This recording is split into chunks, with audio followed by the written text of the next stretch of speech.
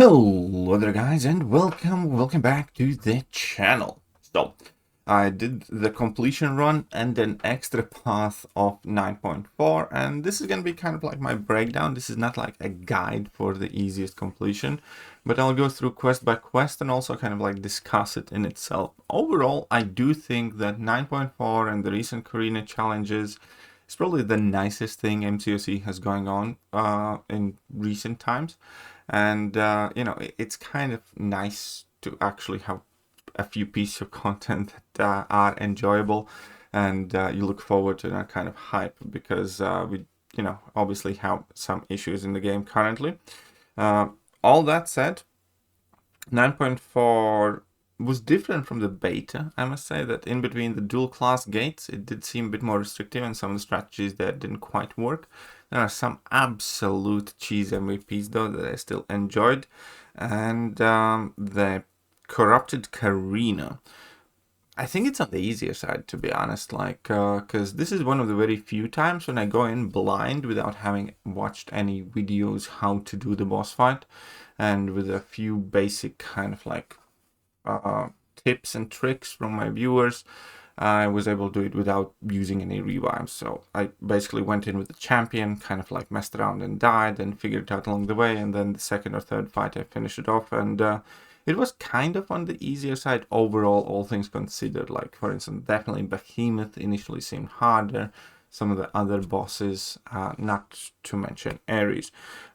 So as far as the fun goes, as far as the fight itself, again, I do think Kabam has done a great job with Karina specifically. They almost always do a very solid job with these boss fights, and this is absolutely no exception. I have done 2 versions of her so far. I have 1 more remaining, and I'll speak a bit more about her in my tomorrow's video, where I will kind of like upload a guide and general best options potentially and so on.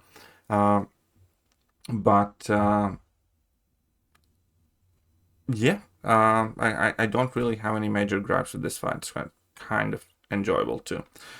So let's go through quest by quest, and this quest also followed the principles of beta, because this is kind of meant to be, according to Kabam in Kabam's language, a celebration of the story content so far. And it definitely took like a lot of previous like nodes and identities of the quests, and therefore unfortunately the least fun quests for me personally were the ones where I kind of had to go further in, and the first 4 quests to me were like significantly easier to understand, easier to plan, more fun, and then the last 2 quests I was like, I don't want to do any of this path really, because there's like a lot of reading with the weapon nodes and the scourge nodes, and it's like, it kind of seems annoying. So here on the left side, I just went in with a bunch of science champions. Leader would have absolutely destroyed on this lane, by the way, because opponent does get like 1% regeneration per tick if you do not have any buffs active. And I used a lot of anti-venom, but I also used like a scorpion. I used also Spider-Woman. All 3 of those champions did an amazing job. So here basically you just bring in like poison immune science champions, and you're gonna be destroying everything. Only thing to watch out for is kind of an encroaching stun, but it's not that big of a deal. And that's basically all you need to know. You're gonna get poisoned over time. Every time you're immune to it, you get a fury, and opponents immune to heal block, but they're not immune to heal reversal. So, and we have robust rivalry that lets them regen, so you can bypass it with either despair mastery and a lot of debuffs, or petrify and spectre type thing. And then the only thing to watch out for is encroaching stun. This was super easy and quick type of ordeal here. And here I just use Spider-Punk, but basically you can use just about anybody. The one thing that is kind of nice to have for this is if you can get extra openings, because she's stun immune. But other than that, you can use just about any champion here, as outside of Cosmics, I suppose, because you do not want to have 3 or more unique buffs. And that's about it. It was a fairly easy boss fight too. Alright, going on to quest number 2. What I did here, this is also something fairly quick and painless. we did this path, and here Nimrod absolutely destroyed. Red Skull was kind of okay. I used Red Skull for a few fights, but the base idea is you just don't really want to corner your opponent, so you kind of want to play a bit passively. So with Nimrod, I just like parried a lot, because here you get a ton of extra damage the more armor ups you have. So with Nimrod, again, against mutant champions at large, or mainly mutant champions, you just parry a lot, and you're a very happy camper. I actually think Shuri could also kind of be quite nice for this.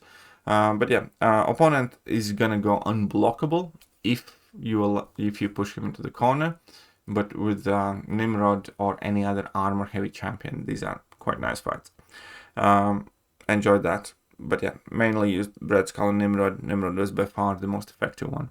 And against Zola, I used Thanos. It was fairly easy fight here. Thanos is bugged against Zola now, and if you do chain your heavy from his base combo, it actually doesn't remove the charges, so this fight was made kind of like more tricky than it should be. But I just used this swap node, brought in Thanos, and it was still perfectly fine. You do need to have 4 buffs on you in order to be able to damage Zola, so obviously Thanos took care of that requirement quite nicely. Then, quest number 3. Quest number 3, we went here, and this was the cheesiest, one of the cheesiest parts. I basically used Sentinel and Mr. Sinister for just about everything. With Sentinel, you just hit opponent's block and throw your specials in the block, and you get back a ton of power. Opponent gets stunned if you do have the superiority, that is to say if your class matches the opponent, and you do a ton of damage. And even against mutants, you just ramp up quicker and you still do great. So Sentinel was a mega cheese. So was Mr. Sinister. So both Sentinel and Mr. Sinister were like crazy, crazy fun for this. Obviously, you can still use Yondu. Yondu would be fine too. But with Yondu, you would have to be worried about Caltrops. So you don't not want to be dashing back. But Mr. Sinister and Sentinel, being both bleed immune, completely took care of that problem. So yeah, this was very, very fun there. And as for the boss fight, this boss fight is kind of unique, where you basically need to parry Apocalypse's melee hits, and then just block the projectiles, and that is how you gain power. Other than that, it was a very straightforward fight, and I think I used Nimrod. I think it was like 2 level 2s, and job's done. So yeah, not bad. Quite easy APOC fight there. Where are we at? We are at quest number 4, and this is where the nodes already start getting a bit trickier. This one was still fairly straightforward though. Here, the funny thing is, this is one of the paradox lanes, and effectively, once you kind of get enough paradox, you can infinitely stun lock your opponents here. So that's exactly what I did. I used Medusa, and I used Starhand Spider-Man, because Medusa has long guaranteed stun on level 2, and you can infinitely stun your opponent with that. And with Starhand Spider-Man, you have guaranteed stun on level 1, and then if something goes wrong, you can just heavy and, kind of like reset yourself. The one annoying fight here was kind of a little bit Yondu, because I do messed up, and when hit through block, it hurts so much. But basically, I just stun locked everything until the end of days, and was quite happy about it. Against Havoc, I used Doom, because you obviously do want to have an armor buff, but for the rest of the fights, I just stun locked them, and it was nice and cheesy path. Right, where are the boss fights? And as for the boss, I used Jack. It was a slow fight because of the life cycle. Your level 2s do no damage, so I do kind of recommend not doing that. I suppose your regular gene counters here would be better. Probably Bastion is going to be better here, as well as Solwark would be better. You would have to deal with the reverse controls, but they would work nicer here, because your damage over time debuff effects don't really do anything to life cycle. With Jack, it was lengthy, but fairly long fight, so there's probably a better option for that. Then quest number 5. Actually, I killed that guillotine too. Haha. Alright, for quest number 5, I just went to this path because it was kind of easiest to understand, to be honest. I'm not entirely sure if it's the easiest to do. But the base idea here was you dex a special attack hit, then you disarm the opponent, and you want to knock them down with a heavy attack to gain that weapon. And past that point, you just kill the opponent and inflict power stings. So it was, again, fairly straightforward. You used a lot of Captain Britain for this stuff, especially just build up level 3 and start nuking everything down anyways, and disarm the opponent at some point throughout the fight. So Captain Britain was quite crazy nice for most of these fights, but you can just about use any champion here.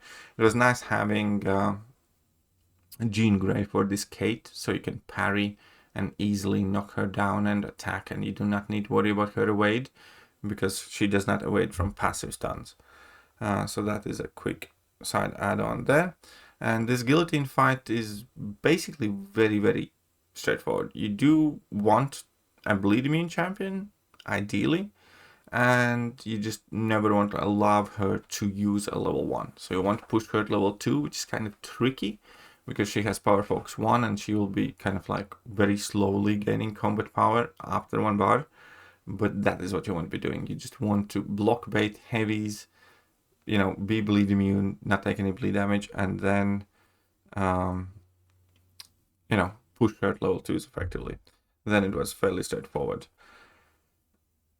Next up, obviously, is the Karina, and I'm going to say which I think was the easiest fight, because I think the tech one's kind of easier one to do here, tech and science one. For all of these fights, I just used the leader, or you can use any heal reversal champion when I was reversing the regeneration from my opponents, except for the Sauron. For Sauron, I think I used Nimrod or somebody. But for everybody else, oh no, I used Shocker for Sauron, right? I used Shocker, and it was fairly straightforward too. But for just about everybody else, I just used leader and spammed my level 1s and let them regen and reversed it, and I did the entire fight with leader basically, outside of Sauron.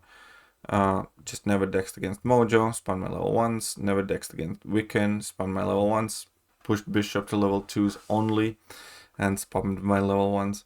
And the entire path was done by leader, basically, for me. And then, obviously, I had to fight the boss, which was the tech and science one. And here, in order to have very easy time, you want to have armor up buffs, for sure. You don't want to be critting. You do want to have invalidate, if possible. Or you want to be inflicting a lot of non-dot debuffs. Any one of those things will be quite helpful to you already.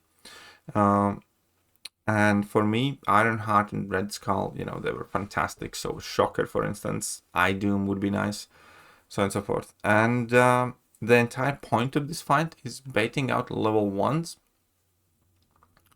And building up the charges.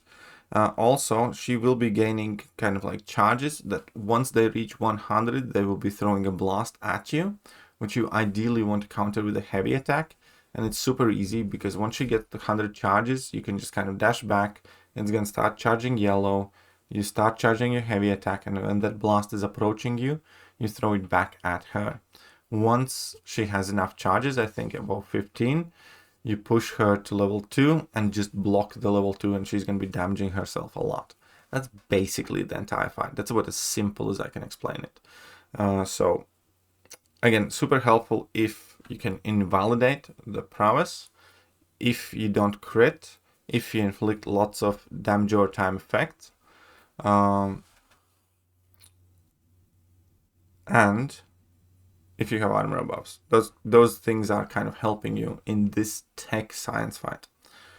And the entire point of the fight, again, just to repeat it, is bait out the level 1s. That is fine. Wait until she gets 100 energy. Once she does, start charging your heavy attack and just redirect it back at her. You can also parry or use special attack, but it's easiest with heavy attack. And and once she can throw a level 2, push her to 2 bars of power and block the level 2. Super easy. Overall, had quite a good time. Haven't opened any of my rewards from Karina or this. I'm going to be waiting until I finish it all in order to do so. So stay tuned for that tomorrow. Hope you guys enjoyed it as well. Let me know what you think, and I'll catch you guys soon. Bye-bye. Hello there, guys, and welcome back to the channel. So we have all the information about